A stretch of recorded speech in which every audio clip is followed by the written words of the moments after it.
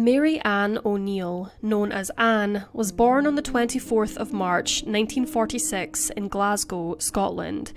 She had 3 children with her husband, Ralph Coburn, Anne-Marie, Michael and Ralph Jr., and in the 1980s, following divorce from her husband, Anne moved south to England, where she crossed paths with Peter Heron, a man who she would go on to have a romantic relationship with.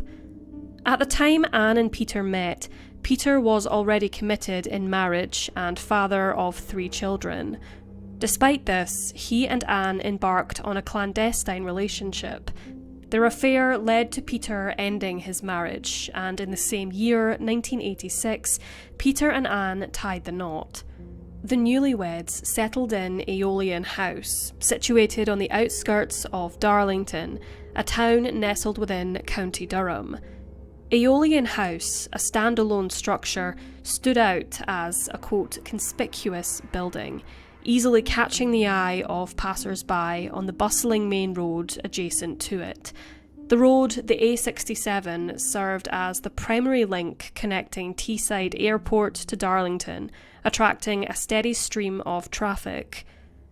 Anne harboured a sense of unease about the seclusion of the house, expressing apprehension about being alone within its confines. The perceived isolation compounded her feelings of vulnerability, prompting her to tread cautiously while navigating the property's solitude. While Peter immersed himself in his role as a company director in a haulage firm, Anne contributed to the household income by working part-time as a care assistant in a local care home. By 1990, Anne had reportedly been unhappy for a time and missed her children, who were staying back home in Scotland. It was the 3rd of August 1990, and the entire country was experiencing a stifling heatwave, with wildfires and travel chaos reported in all corners of the United Kingdom.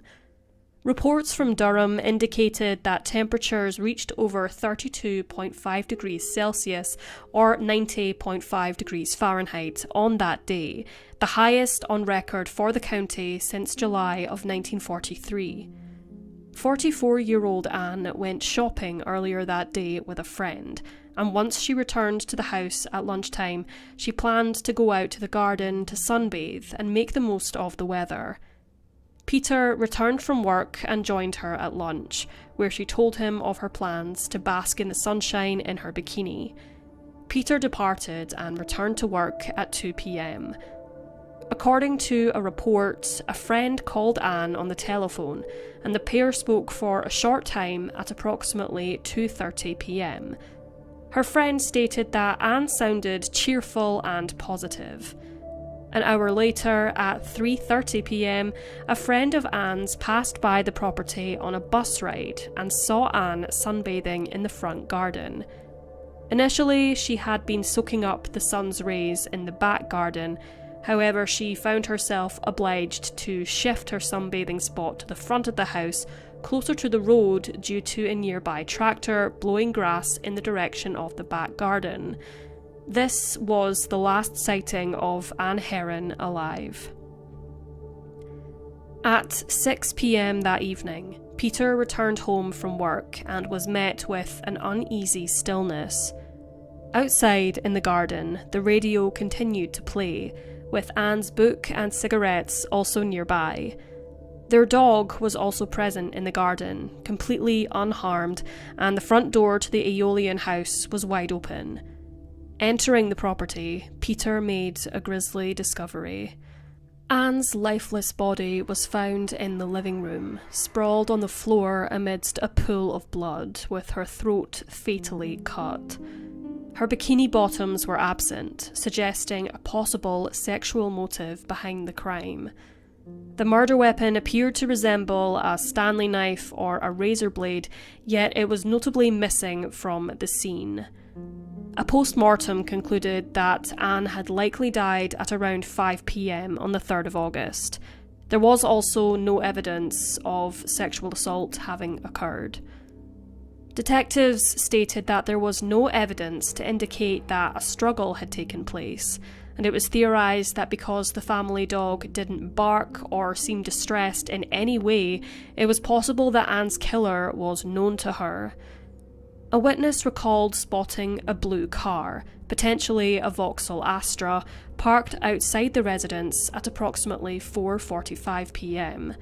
Subsequently, other witnesses noted the presence of a blue Leyland Sherpa van positioned at the end of the driveway sometime later. Notably, the van displayed a Trident logo on its side, and within sat 3 male individuals. Around 5:05 p.m, as a taxi driver and 2 women in another vehicle were passing by the property, they witnessed a blue car rapidly exiting the driveway, its speed leaving them slightly alarmed. The car trailed closely behind the taxi initially, but swiftly accelerated, overtaking it before zooming across a nearby roundabout and disappearing down Yarm Road towards Darlington.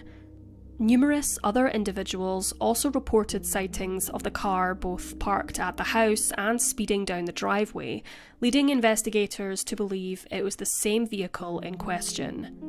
Descriptions of the male driver provided by several witnesses mirrored one another, depicting him as aged between 35 and 45 with a sun-kissed complexion and short, dark hair. During a reconstruction of Ann Heron's murder on BBC's Crimewatch in October 1990, the numerous reports of the blue car sightings were deemed particularly intriguing, and it was thought that the vehicle may have been a Toyota, Mazda, or Vauxhall Cavalier. Despite an extensive effort by the police involving tracking down the owners of 3,500 blue cars, the specific vehicle in question has eluded identification and remains undiscovered. Eyes shifted towards Ann's husband, Peter Heron, who had discovered her body in their home that evening. 7 days following the tragic event, authorities uncovered that Peter, aged 55, was engaged in an extramarital relationship with a 32-year-old barmaid from the nearby spa club. This revelation sparked suspicions among some, hinting at a potential motive for Peter to harm Ann. At 4 p.m. on the 3rd of August, Peter departed from a meeting held at Cleveland Bridge, asserting that he returned to his office by driving through the villages of Croft-on-Tees and Middleton St. George. Detectives scrutinised this chosen route due to its lack of directness or practicality from Cleveland Bridge, which stood a mere 400 metres away from the Herons' residence. Police suspected that Peter had an unexplained gap in his timeline between 4 p.m. and 5:50 p.m, coinciding with the time frame of the murder. His alibi also changed often during interviews conducted throughout the years. Unfortunately, the case quickly went cold. In October 1994, the police, Peter Heron, and a newspaper, specifically the Northern Echo of Darlington, were all recipients of a string of letters allegedly sent by Ann's killer. The letter addressed to the Northern Echo newspaper commenced with, quote, "Hello editor, it's me, Ann Heron's killer," and concluded with, quote, "Your readers will have plenty to talk about. Signed, the killer." Forensic examinations were conducted on the letters in an effort to identify the author, and handwriting samples were collected for comparison with suspects associated with the case. However, there have been no reports indicating any success in this endeavour. In 1992, 2 years following Ann's death, Peter Heron married once again and received heavy scrutiny from the British press for doing so. In 2005, Durham police enlisted the expertise of a leading forensic scientist in the country to oversee a series of laboratory analyses. These tests focused on blood traces and fingerprints discovered on a selection of the 1,500 items initially collected from the crime scene, aiming to gather forensic evidence. As a result of these examinations, Ann's husband, Peter Heron, was arrested in November of 2005. Samples collected from Ann's body at the time of the murder yielded his DNA, with his semen notably detected on samples extracted from the back of Ann's throat. Following several rounds of interviews, the Crown Prosecution Service decided to press charges against him. However, the case against him was later dismissed due to insufficient evidence, resulting in the charges being dropped. In 2015, it was reported that a 64-year-old woman, preferring to be identified only by her first name, Sylvia, recalled an incident from late 1992 or early 1993 while she was employed at a card shop in Newton Aycliffe. During this time, a man entered the shop, boasting about his involvement in the murder of Ann Heron in Darlington back in 1990, and this man allegedly stated he was never going to be brought to justice because he was emigrating to Australia. Sylvia maintains that, aside from a brief conversation with a police officer, Durham police failed to pursue her allegations further. However, Durham police contend that they took action based on the information she provided. In 2020, speculation arose suggesting that an escaped prisoner in the vicinity, Michael Benson, might have been linked to the crime. However, following an extensive investigation conducted by Durham Constabulary, this possibility was swiftly dismissed, as they were overwhelmingly convinced that he was overseas at the time of the murder. In a documentary which aired on Channel 5 in 2022, Durham Constabulary disclosed that Peter Heron remained a suspect in the murder investigation, alongside several other unidentified individuals. Peter Heron also appeared in the documentary and maintained his innocence. Appealing to the public on the 30th anniversary of his mother's death, Ralph Coburn Jr., who is a former detective of Glasgow's Strathclyde Police, stated to the press that, quote, "Mum was loved by everyone who knew her, and nobody had a bad word to say about her.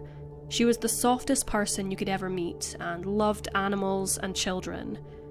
Furthermore, he stated, quote, "If someone knows who did this and is withholding vital evidence, then I would urge them to rethink where their loyalties lie and do the right thing so my sister and I can finally get justice for Mum." If you have any information regarding the murder of Ann Heron, you can contact Durham Constabulary via 101 or anonymously via Crimestoppers on 0800 555 111.